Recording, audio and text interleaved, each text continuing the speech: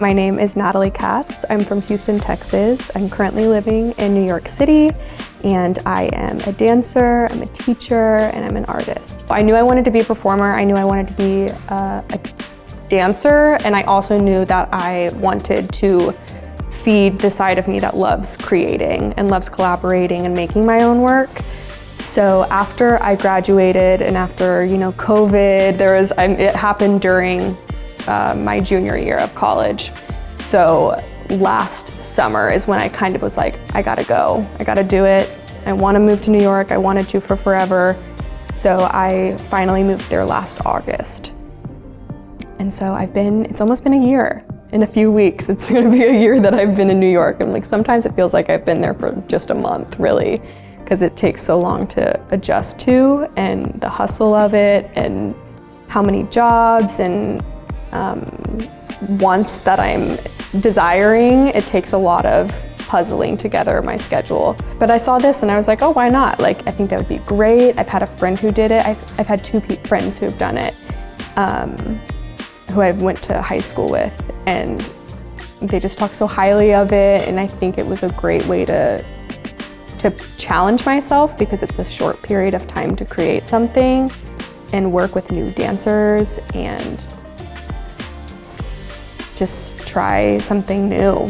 We are playing with the idea of, like, the shorter version of it is like moments in your life where you feel like you're not like being fully heard. And there's a lot of moments in your life where I feel like we all feel that, whether it's funny, whether it's emotional, whether it's frustrating.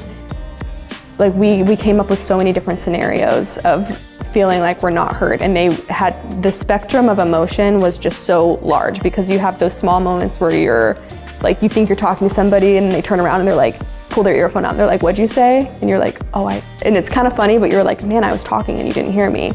And then that, like, ranging all the way from like having such a deep conversation with somebody and them not fully hearing you. They're just like waiting for you to stop talking so they can talk, Today we were playing more with, Katie starts and she's like speaking to the audience, but you can't hear her, she's mute.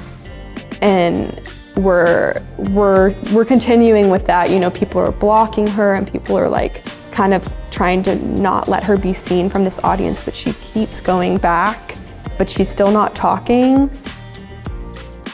And I'm interested to see where that goes, because I have so many ideas, but they also do. Like, they also have ideas, and I really am trying to keep the floor open for all of us to be able to share them.